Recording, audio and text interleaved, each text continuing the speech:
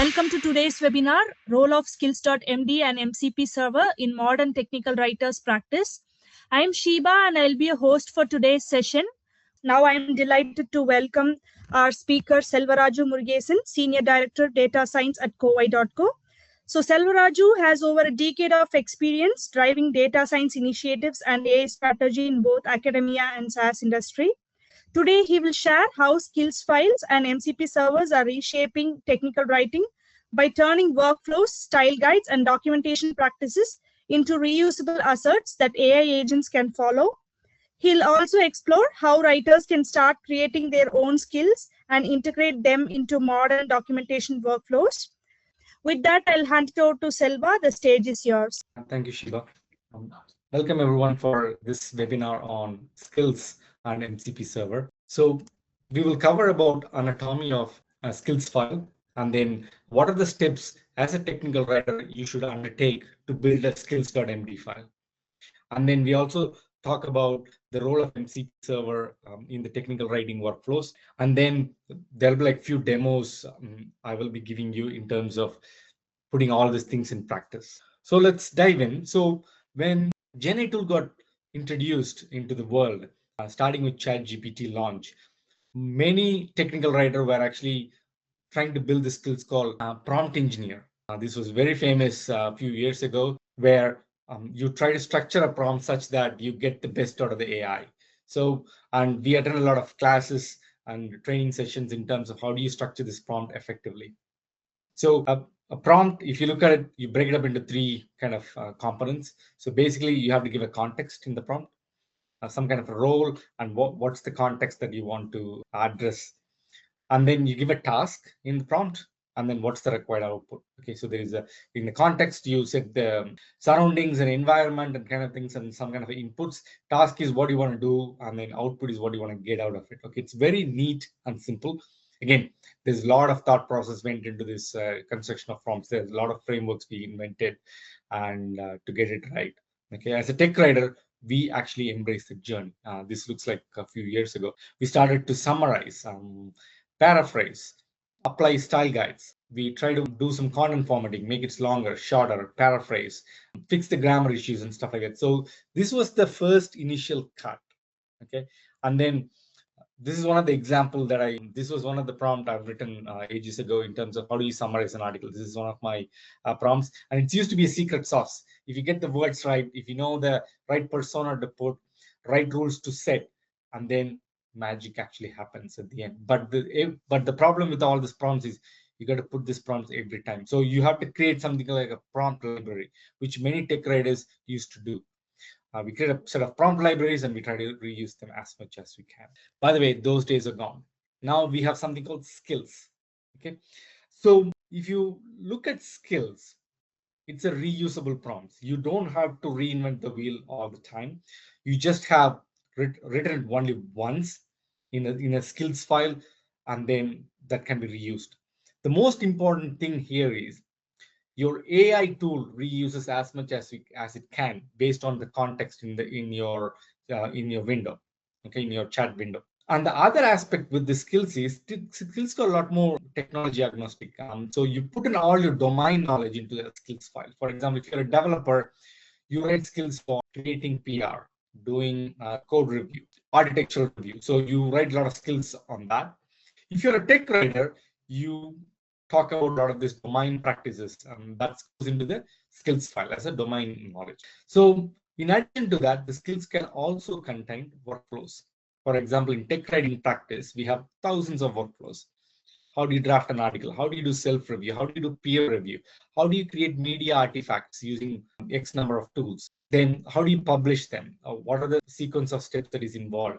Then we have different formats for writing different type of content. If you're writing a step-by-step procedure, this is the style that we follow. If you're writing feature documentation, if you're writing release notes, there's a different structure to it. These comes under workflow. And we also collaborate with different stakeholders. For example, technical writers, we work closely with customer support, work closely with product managers and developers, and also with the product owner, and so on and so forth. So every single thing in the practice can be put inside a skills file. So Basically, whatever knowledge you have is actually written to a skills file.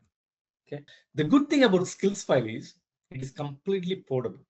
So which means if you've written a skills files for Claude, it also works in ChatGPT, Gemini, Copilot, and other set of tools that is also emerging. So that's an amazing thing about skills. It's portable, and it is also platform agnostic. So as I said earlier, you can work on multiple platforms. And in simple sense, skills is a markdown file. Okay, I feel like the history is coming in circles. In those olden days, when I say olden days, this was when the software was shipped in CDs. People write files in a format called .chm. So that's the file help file format .chm. It always comes with a question mark in a lot of these applications, and you click on it, it just opens a nice window, and every little thing is structured. And if you look at it, they're all simple markdown files. Okay, and after that, HTML emerged, and then the internet provided rich content, and then we evolved. We probably started doing rich content, media assets, animated GIF files, video files, all incorporated into the technical documentation. Now in the AI era, coming back in circles. So it's in the markdown. So the whole skills file is in markdown. If you look at the skeleton of a skill file, so it actually has three things. It has a metadata. So metadata, so if you have thousands of skill in Claude or ChatGPT, it has to know when to load what kind of skills for what kind of purpose. So a metadata of the skills.md file is very important, and that is always loaded. Whenever your AI assistant launches, it is always loaded. And then you also give set of instruction based upon which it is loaded based on the trigger. For example, if I go and give a prompt on, hey, I want to write a blog, okay, then in your skills file you'll say, hey, if the prompts are about writing an article, writing a blog and stuff like that, this is the that will actually trigger that skills files and gets loaded into the Cloud or ChatGPT's memory, and that is used after that. Okay, and then you also have set of instruction. If you're saying write a blog in your ChatGPT, then you will have a blog format, you will have a style guide for a blog, you'll have a list of terminologies you want to use in blog, and you also have a lot of other process that's around it, like you're writing metadata and stuff like that. Okay, and then the third aspect is the resources in skills.md. They are loaded as needed. Okay, and you can write as much resources as far as the skills.md. Okay, so that's the high level architecture of how a skills file is loaded. So here is an example. Here, this is my production version of technical writing skills. By the way, after you finish this webinar, we will send you the link to the recorded webinar and also the PowerPoint. In that page, I will also upload the skills.md file, which I have used in the production as a zip file.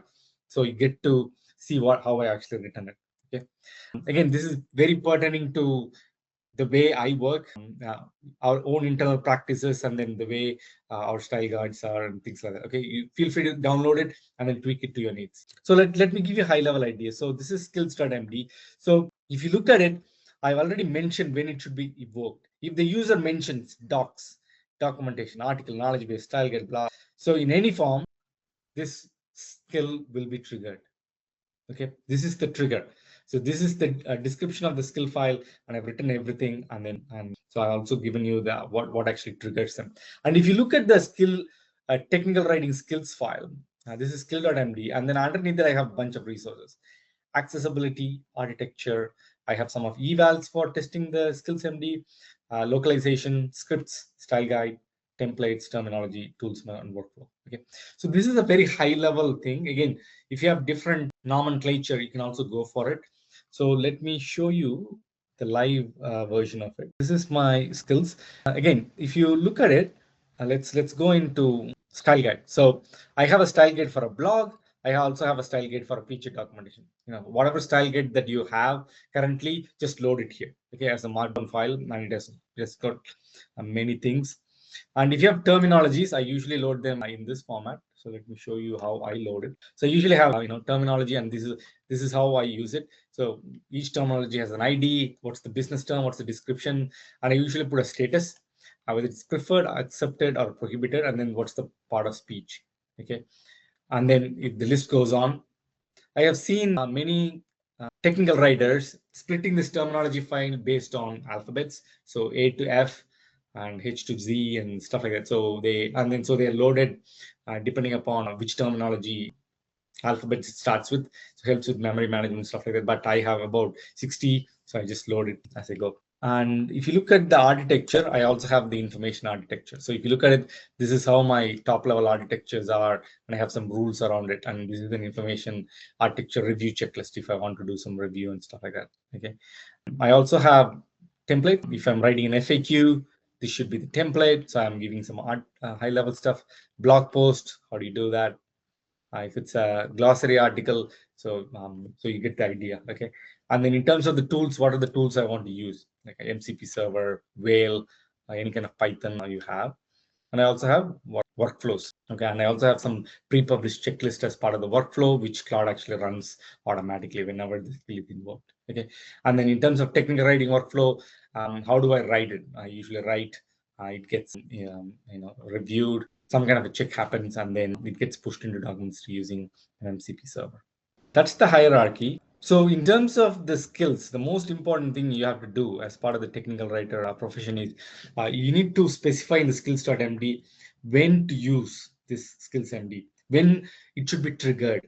Okay. And that can be very specific to a prompt or a certain type of words that is used in the prompt, or it could be a very specific word that is used in the prompt. So whenever it finds it, any kind of AI assistance gets it and then triggers the skills. Okay. And then trying to run the skills as it goes through. And you also have to, in the skills.md, I usually write a lot of references in terms of the high level stuff. So let me give you a best example with my content. So if you look at my skills.md, I have mentioned if the user wants to write overview docs, API release notes, then load this file. See that reference right there.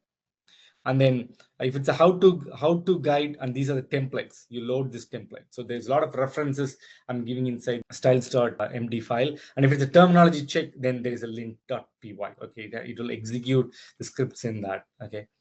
And this is how you have to build. And I usually have a lot of good practices. For example, in my case, this is one of the foundational principles we have in our team. One of the golden principle I have is the technical writing should promote harmony.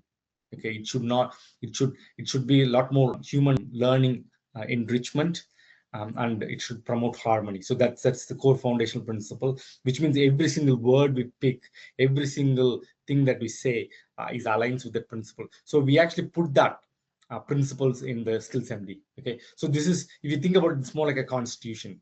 So whenever the skill file is invoked, it is bounded by this constitution. It is bounded by these principles. Okay, accessibility, when it produces like screenshots and stuff like that, add alt text and those kind of good stuff that we do as a tech writers. So in the high level, so the component of the skills.md is something that we all know already. Okay, it needs to have style guide. If you have style guide for different set of professions, you can also put that. For example, as a tech writer, you have a style guide for different set of products, or the marketing might have their own style guide, and you can actually list them inside your skills file.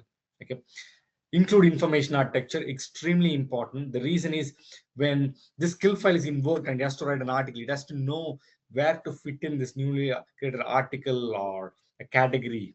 Okay, the information architecture gives your AI assistants how to place them and where to place them. Okay, and you can also have list of terminology, the business terms that you actually use in your product and different set of products. Have some kind of rules for localization. If you have any kind of templates for writing any of your technical documentation, put it in.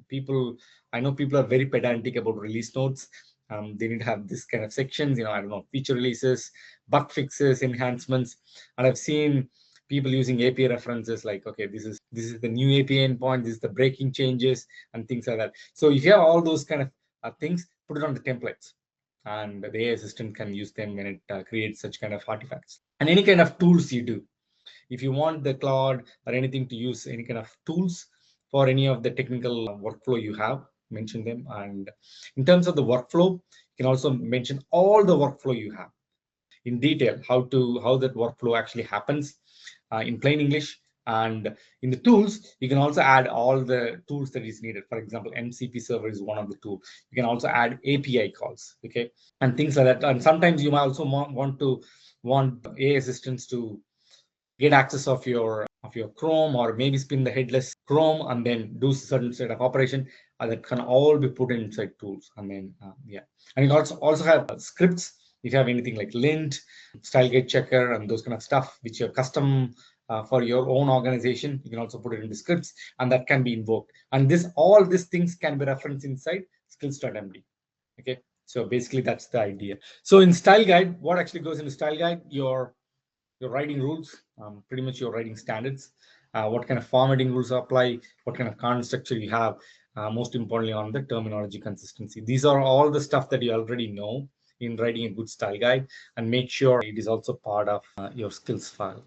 And then any kind of templates you have. I'm pretty sure everybody have templates, love templates, so it brings consistency in the output. Any kind of feature documentation you do, step-by-step procedures, any kind of user guides, manuals, troubleshooting guide, release notes and stuff like that. Okay. Also the API documentation as well, which I haven't covered. So everything that you do templatized, put it in the Skills MD. Terminology. In many occasions, I've seen technical writers creating skills, but sometimes they miss the terminology part. You also need to specify in terminology for each term what are the synonyms that can be used and that cannot be used. Okay, put the trusted definitions there, reference them. This actually helps to eliminate ambiguity when an AI writes the content. Okay, you want that every single words, every single statement actually produces to be a lot more consistent. And information architecture. Okay, so what kind of grouping you have, and what is the sequence of your grouping or the themes of your knowledge base? What are the architectural rules you have? So if you don't know how to write them, take some advice from your information architects in terms of what are the rules they have and what are the best practices you have. It should promote simplicity at the end of the day. The reason I'm telling you is because we do a lot of content audit, and I usually have an information architecture checklist, and I usually put them in my skills file. So whenever I do a bit of an audit, so the AI already checks against my checklist. So it comes consistent output, and it's easy for me to actually keep track of what's actually going on, and helps me with the governance as well. Tools, again, as a tech writer, a lot of our work comes from Jira, Azure DevOps, support tickets and stuff like that. So it's better to put all this, connect all these tools, any kind of project management tools you have, collaboration, added to the skills file. Workflow management, sometimes your knowledge-based platform might support a workflow management. For example, in Document360, we support workflow assignments that can be done. Any kind of self-review, peer review, other kind of process you have to do that. And also connect to media assessment tools. For example, if you're taking screenshots, animated GIFs, videos, that can also be put in so that an AI assistant can use the web element and then manipulate those tools to get the things done, and then bring it to Claude and then write the articles, okay, or whatever you want to do with the content. And then workflows. The workflows, again, in our organization, we have about 26 workflows, which is very internal to tech writing practice. For example, peer reviews, one self-review. We have how the technical writers collaborate with customer support team. How do you do the internal architecture review? How do we write blogs? What is the accessibility workflow looks like? What is the publication workflow looks like? And we actually put them. Okay, so these are like business processes which are detailed in swim lanes. If you're very familiar with business process modeling, you know what I'm talking about. I usually gave everything to Claude and asked it to write workflows. Pretty much put it in the skills.md file. And the other aspect is in the skills, you can also have reporting parameters. So if you are having tools, for example, if you want to pull information from your Google Analytics, from your knowledge-based platform, or from any other API, and you want to make this a report, or it could be a CSV file or an Excel file, you can put them into skills file. So, and then it can be run automatically every week based on something called routines in Claude. So here is one of the article review process I want to show, because that will be included in my demo as well. So here is how we write draft articles before it goes to peer review. So we write an article outline that is based on subject matter expert, PRDs, and Figma design. And after that, the technical writer actually writes the content, okay, based on choosing the right content format, content style, and stuff like that. And then they do the self-review. Style guide comes into the play, checks the grammar, checks the terminology, and then applies all the accessibility stuff. So that's the self-review. And after that, they take screenshots. And now the article draft is ready for the peer review process.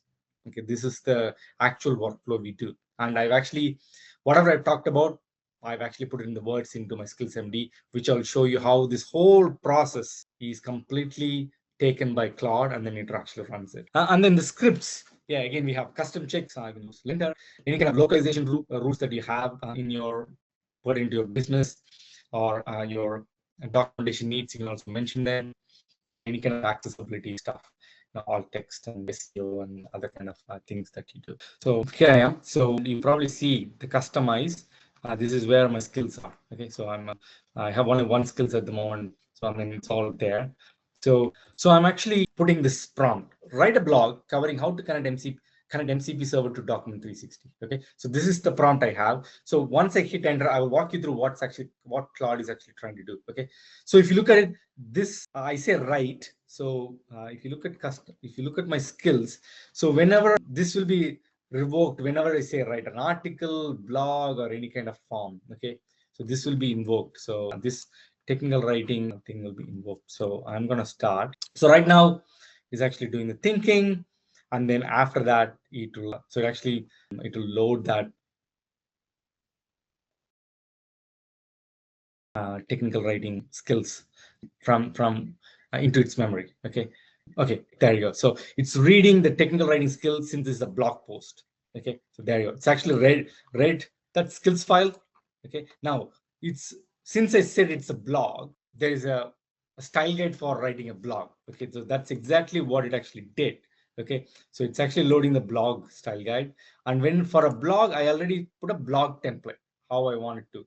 Okay, so right now it actually done that. Now it has to write the content. So it's actually trying to search the web and then to produce this content. Okay, and then let it produce, because I haven't actually put the link here. So it's going to the web, searching all this documents. Okay, we already have an article in our doc site, so it's actually pulling it from our doc site as well. So it's actually synthesizing. So every skills that you have, now it's actually trying to synthesize it. And now if you look at it, it's checking the terminology, lint script, and whale availability. Okay, so whale is not available, so it skips that. It runs the terminology linter. Okay, now once it's done that, okay, then it will actually write the article. Okay, it's doing all the steps because I actually detailed it. I actually put them in my Skills.md. Okay, when you say blog, this is the step I follow as a tech writer. Now it is actually following it. Okay, now once the draft is done, in my workflow, I want that to be put into my Document360 project. Okay, now it is actually drafting the blog post. Then it will actually invoke that MCP server that I've actually connected, and then actually push that content to Document360, one of the Document360 project. Okay, so I will also show you that. So that's the beauty of defining the workflow. So you can take one simple component in the tech writing practice, and then it can go all the way down. Okay, so there you go. It's actually done. It's presenting all the files to me. Okay, so this is the file that is going to write. Brilliant. And now, okay, so it actually done it. Okay, so it's done all the way. I don't think I would have covered. Okay, so it's saying, okay, now you are saying, okay, so let me write it to the Document360. So I'll say push. Okay, publish this article, and I'll say push this article to a Document360 project. Okay, look, I already configured the MCP server which I've introduced, but bear with me. It is right now trying to push this article. So let me reshare the screen, so I'll actually share what is actually happening. So if you look at it, so that's okay. It's pushing, publishing at the moment. Okay, so it's trying to use this. So this is the project I already connected to my MCP server, and this is where actually pushes to. So it's actually pulling the version 1. This is the version 1, and it is trying to find the right destination. Okay, so this all talks about Moon mission and Artemis and stuff like that. And I have a category about ChatGPT integration. Probably it should ideally put here. Okay, because I have given the information architecture to the skills file, so it exactly knows where to place them. Now it says, okay, so confirm the two things. Yep.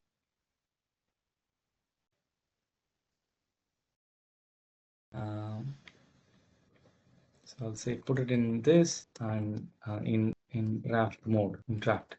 So here I am giving the command. Again, So right now I'm putting the prompt.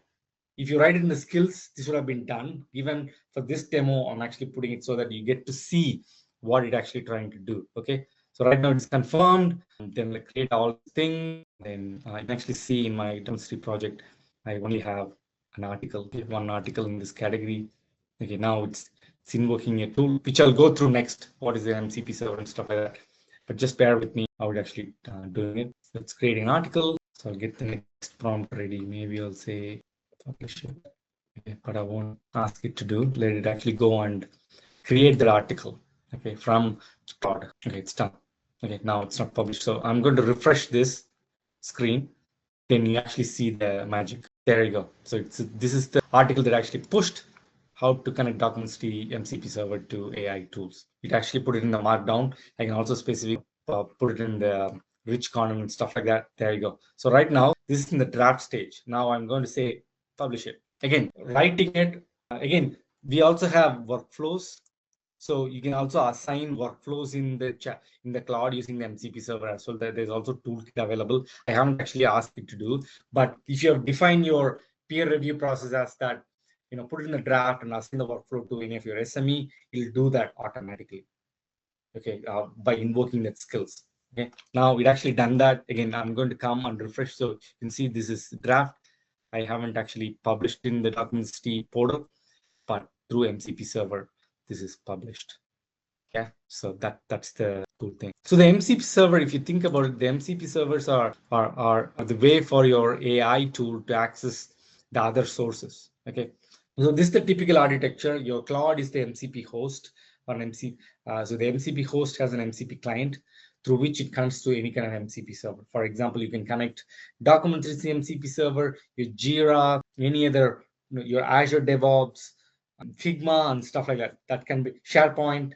Those things can be the MCP server that can be connected. And using your cloud or any kind of MCP client, you can assign tasks and get things done through them. Okay, that's a simple way of explaining about MCP architecture. So in Document360, we actually support 17 tools at the moment. Okay, so there's about 7 read-only tools, and we also support about 10 write or delete tools. This is about creating an article, creating a category, assigning workflows, publishing, so on.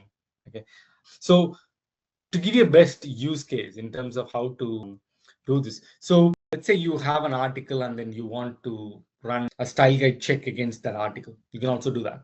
Okay, it's very simple. And the second aspect, which I really love, is if you connect Document360 MCP server, which has all your documentation, and you can connect your support business system, Zendesk, Freshdesk, Zoho Desk, Fin, and things like that to your cloud, then you can actually, as a tech writer, you can actually put a prompt in the cloud saying that, look, I want you to find the latest support ticket on SSO issues. Then actually goes and does it. After that, you put a prompt saying that now go and see whether any technical documentation available to close the support ticket. Cloud actually goes and does the search and puts the relevant content and then does the knowledge gap check. And once that's done, you have the list of tasks you want to do. Okay, you identify the gap, and now you can write the article inside ChatGPT or Claude and get it reviewed through your skills file and then push to the Document360 portal using the MCP server. It's very simple. And you can also curate the business terms. You can run things on loop and curate the business terms on the go. And in Claude, if you go and then click customize, and you see the connectors, and this is where you actually add connectors. Okay, you can go and pick it from any kind of from the Anthropic marketplace, or you can also add your custom connectors here. Okay, currently Document360 is not available in Anthropic marketplace. We just submitted the app and waiting for their approval, but it is available in ChatGPT. Okay, which I will also show you right away. So let me reach. Okay, sorry. So this is how you add, and then so let me show you how to connect and disconnect, so you get a bit of an idea of how this actually works. So when I click, so this is the Document360 MCP connector I already have. So right now you can do a custom connector, basically copy the URL we have in the portal. So if you go here and then you turn it settings, AI settings, and you go to MCP, And once you enable it, you got to click on get details, and this is exactly the JSON config you had added to the custom connectors in Cloud. Okay, once you have done that, it will actually show up here, and then it will show up as click connect. Then it takes you to the screen. Since I already logged into the Document360 portal, it's actually showing the screen, so you get to choose the project. Otherwise, you'll actually give the username and password. Now it's all connected. Now it actually comes back and says Document360 MCP server is connected. Okay. Now the most important thing is for the read tools, I usually say always allow, so it doesn't ask for a permission. And then for any kind of write operation, I usually say needs approval. For example, if it's trying to update a content or update a category, these are a very conscious decision as a tech writer you have to do. So it says needs approval. And sometimes I also block it. I don't want it to do any of this tools invoke. Thank you, Selva. So that's the wrap for today's session. Once again, a huge thank you to you for walking us through the topic today. And of course, if you have more questions or want to learn more about Document 360, then feel free to reach out to us. We'll be back soon with another session. Until then, see you next time. Thank you, Selva, and thank you everyone for joining. Have a nice day.